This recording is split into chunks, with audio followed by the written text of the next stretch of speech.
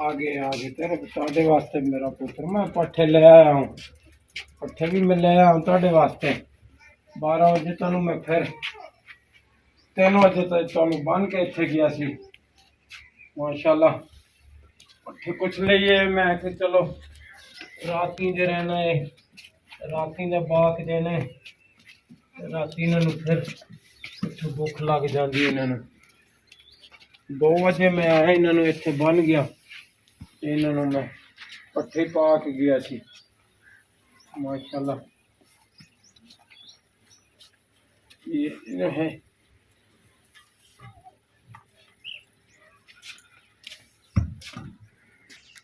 अस्सलाम वालेकुम मेरे प्यारे बहन भाइयों, मैं भी ठीक हूँ। अल्लाह ताला से फजल करम से आप भी ठीक होंगे। इस दुआ के साथ आपको वीडियो बना के दिखाता हूँ। अल्लाह ताला आपको खुश रखे, अल्लाह ताला आपको लंबी ज़िंदगी दे। मैं जो है ना 2 बजे आया हूँ, इन्होंने इत्थे बन गया हूँ किकर तू खोल के इन्होंने दोनों इत्थे बन गया हूँ। जिथे मैं काम करता पिया सी ना उत्थे थोड़ा जा उन्होंने काम रह गया सी, तो उन्होंने क्या बाबा आदि काम अपना फाइनल कर जा। मैं फिर गया, फिर इन्होंने वास्ते पट्ठे भी बनाई आया हूँ कुछ थोड़े जे, तो माड़ा जा काम सी वो भी मैं मुका के आया हूँ। अल्लाह ताला आपको खुश रखे। देखो कहीं तो गया सी उन्होंने कलर सी ना वो कलर कढ़ना सी ट्राली दे, ट्राली भी फिर मेरे को सवा होर कोई नहीं चलाता, मैं भी आप ही भरदा हूँ तो आप ही ट्राली कढ़दा हूँ। माशाल्लाह ये मैं साइकिल ले ते गया हूँ, दिन को बहुत गर्मी सी, तो ये भी कुछ है इतने रास्ते में जाके ना ये भी हवा कट गया है। तो मैं कि हूँ तो मैं घर नज़दीक आ गया हूँ, इन्हों पैदल ही खिंची जाना। माशाल्लाह अल्लाह ताला आपको खुश रखे। मंजी चुकने हैं फिर बाहर। हाँ दिन जो है ना बिल्कुल छुप गया है दिन, मैं दिन ठहरे तो मैं भी आया हूँ।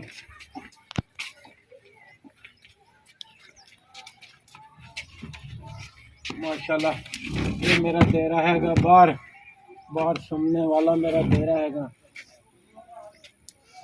ठंडा पानी पीती रखा है तो मैनू जो है ना वो केरा होया फिरता है। मेरे प्यारे बहन भाइयों, जो बेगम साहबा मेरी सी ना वो तो बेटी मेरी आई सी तो ਉਹਦੇ नाल चली गई सी, तो उत्थे शुगर वाला मसला सी, उन्होंने कल जाके ना चेक करवाया। मैं जो है ना थोड़े से पैसे भी मैं राती फ़ोन किया सी तो मैं पैसे भी कुछ भेज दिते ने। मैं कि तुसी ਇਹਦਾ कुछ इलाज करा लो, वो कहंदी है बई मैं हाले 1 हफ्ता नहीं आंदे असी। मैं कि चलो हफ्ता तुसी माशाल्लाह अल्लाह ताला दे खैर नाल तो शुगर ही चेक कराइए, दवाइयाँ भी ले आने उन्होंने, कुछ मैं भी पैसे भेज दिते ने। तो अल्लाह ताला आपको खुश रखे। मैं गरीब बंदा हूँ, घर दे मेरे हालात बहुत ख़राब हैं। मैं मजदूरी हुण जिथे करदा वो मैनू छड्डदे नहीं, तो कहंदे ने बाबा तू आदे तेरे को बगैर असी होर किसी नौकर नूं नहीं छड्डदे। फिर मैं लेलियां भी मेरे जिम्मे होने ने, क्योंकि पिछे इकल्ले होने ने, तो ये इन्हों का भी मैनू ख्याल करना पौंदा है। मैं 2 बजे आया हूँ, इन्हों पट्ठे पा गया हूँ तो इत्थे बन गया हूँ। तो फिर मैं चला गया हूँ, फिर मैं उत्थे रोटी भी उत्थे उन्होंने दी है मैनू, रोटी भी मैं उत्थे खा के आया हूँ। मेरे प्यारे बहन भाइयों, अल्लाह ताला तुहानू खुश रखे। हमारे चैनल को जो है ना सपोर्ट करनी है, शेयर करना है लाजमन। जो है हालात जो है ना मेरी बेगम आ जाएगी, कुछ मेरे वाशरूम वाला मसला है तो वो मैं काम शुरू करता हूँ, तो सामान भी ले आऊँगा, क्योंकि मैं कल्ला तो हूँ पीछे किस पासे जा नहीं सकता। तो मेरी बेगम आ जाएगी, बेटी भी आ जाएगी, फिर मैं कोई वाशरूम का काम भी चालू करता हूँ थोड़ा थोड़ा। अल्लाह ताला तुहानू खुश रखे। जाने मदीने वाला सकते इट्टा मेरे जो है ना वो तो खड़े है ने माशाल्लाह। ये तो मैं पहले कुछ ले लिया सी, वो भी है गए इट्टा मैं ले लिया सी कुछ। चलो ये मेरे खड़े ने। एक तक गर्मी बहुत होंगी है, मैं कहना हाले कुछ ज़रा मौसम भी ठहर जावे, क्यों बेगम साहबा भी आ जाएगी, बेटी भी आ जाएगी, रोटी भी पकानी पवेगी मिस्त्री जी। मैं भी इत्थे लगांगा ना काम दे तो मैं गर्मी च इतना काम नहीं कर सकता। मैं कहना ज़रा मौसम ठहर जावे तो फिर मैं रेत भी चुकाना ते कोई सामान भी ले आना। हौली हौली जो है ना मैं वाशरूम नू भी चालू करदा हूँ। तो मेरे प्यारे बहन भाइयों, अल्लाह ताला तुहानू खुश रखे।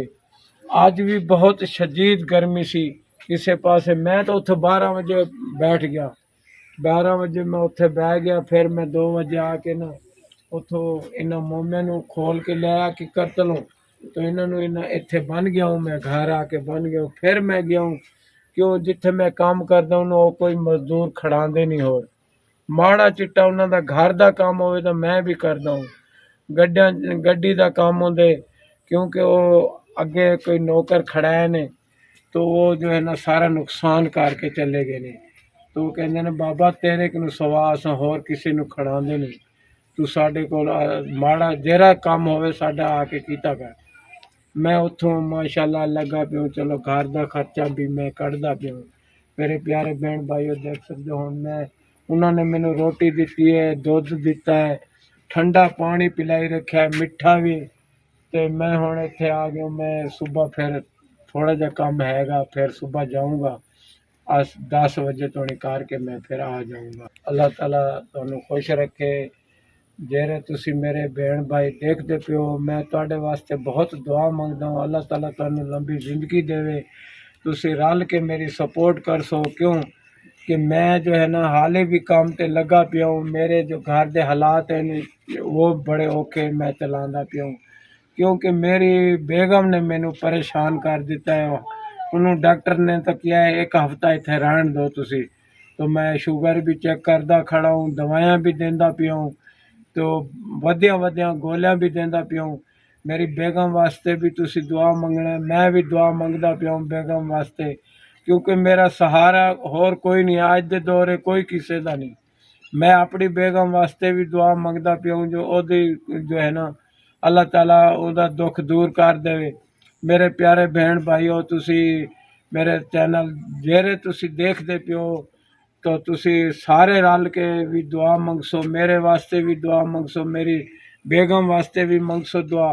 क्योंकि मेरा बेटा तो है नहीं, अज दे दौरे कोई किसी का नहीं।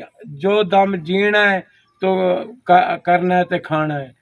कोई अज बस अज दा जो भी देखते ने ना बई ये तो बाबा लगा पे तो बस लगा दे सलाम बुला के चले जाते हैं। मेरे प्यारे बहन भाइयों, अल्लाह ताला तुहानू खुश रखे। हमारे चैनल को सपोर्ट करनी है, शेयर करना है लाजमन। तो अज की परेशानी मैनू होर कोई नहीं हैगी। मैनू परेशानी है कि जो मेरी घर वाली जो है ना मेरी बेगम उसको उन्हें मुझे परेशान कर देता है। जाने मदीने वाला असी तो मदीने जाने मदीने वाला। अल्लाह ताला तुहानू खुश रखे। तो आज की वीडियो जो है आपको दिखा देती है। तो खुदा हाफिज़।